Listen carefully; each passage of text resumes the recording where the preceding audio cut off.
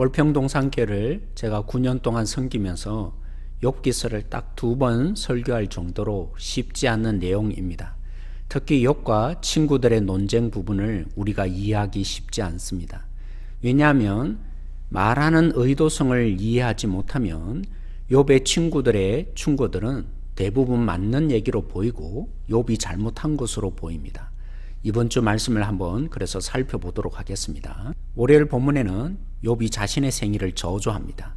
태어나지 않았더라면 지금과 같은 고통을 당하지 않았을 텐데 라고 고백합니다. 3장 26절 말씀 함께 읽어보십시다. 나에게는 평온이 없고 안일도 없고 휴식도 없고 다만 불안만 있구나. 욥이 얼마나 힘들어하는지 그 내면의 아픔과 눈물을 이해해야만 욥의 지속적인 대응을 우리가 이해할 수 있습니다. 이런 욥의 고백을 들은 친구들 중에 최고 연장자인 엘리바스가 대응합니다. 공의의 하나님, 뿌린 대로 거두는 인생의 법칙으로 욥의 고난을 해석해 줍니다. 4장 8절 말씀대로 악과 독을 심은 자에게 심판하신 하나님, 틀린 말이 아닙니다. 17절은 엘리바스가 하나님으로부터 직접 들은 메시지였습니다. 사람이 어찌 하나님보다 의롭겠습니까? 사람이 어찌 그 창조하신 이보다 깨끗하겠습니까? 공의의 하나님이라는 교리 자체로만 욥의 고난을 해석하니 욥은 죄를 지은 결과 하나님이 징계하신 것으로 해석하게 된 엘리바스였습니다. 수요일 본문도 마찬가지입니다. 전능한 하나님께서 자신의 지혜를 믿는 자를 징계하시고 연약한 자를 구출하신다 라고 말한 엘리바스는 5장 17절에 이렇게 표현합니다.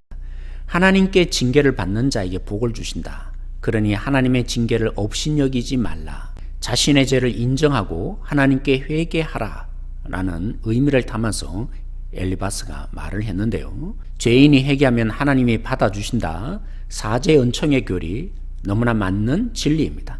하지만 욥이 지금 당하는 고난이 그의 죄로 인한 것이 아니었습니다. 이에 욥은 목요일과 금요일 본문에 서운함을 표현합니다. 고난이 하나님의 징계라는 엘리바스의 설명은 욥에게 먹을 수 없는 음식과 같았습니다.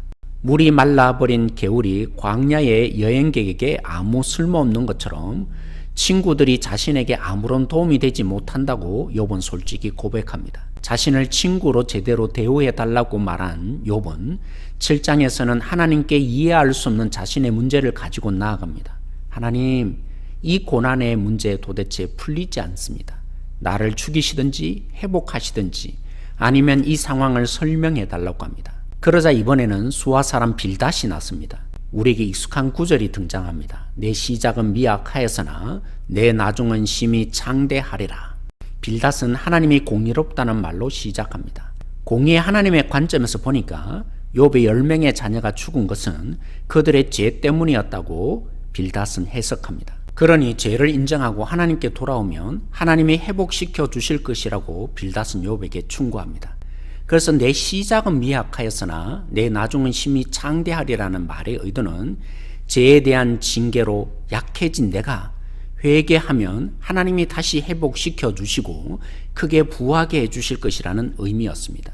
그러면서 빌닷 자신의 해석은 자신에게 나온 것이 아니라 선조로부터 배운 지혜라고 합니다. 그래서 언급한 내용 중 11절 상반절과 12절 하반절부터 13절 상반절까지 읽어보십시다. 왕골이 진펄이 아는 데서 크게 자라겠으며 이런 것은 새순이 돋아 아직 뜯을 때가 되기 전에 다른 풀보다 일찍 마르느니라. 하나님을 잊어버리는 자와 같고 공의의 하나님에 의해 뿌린 대로 우리는 거둡니다. 하지만 우리에게 공의의 하나님만으로 해석되지 않는 요인들이 많이 존재합니다. 원색인 빨강과 파랑, 노란색을 섞으면 검은색이 듭니다. 이처럼 우리 인생에 죄에 있으면 하나님의 징계와 심판이라는 검은색이 있는 것이 아닙니다.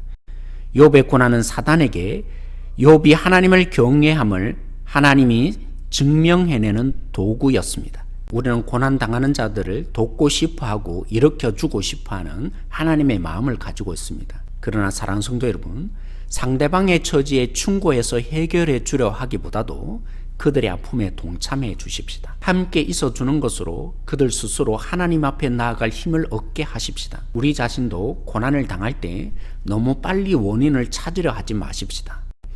이해되지 않는 고난의 문제를 하나님께 나아가서 정직하게 이해되지 않는다고, 고통스럽다고 부르짖으십니다.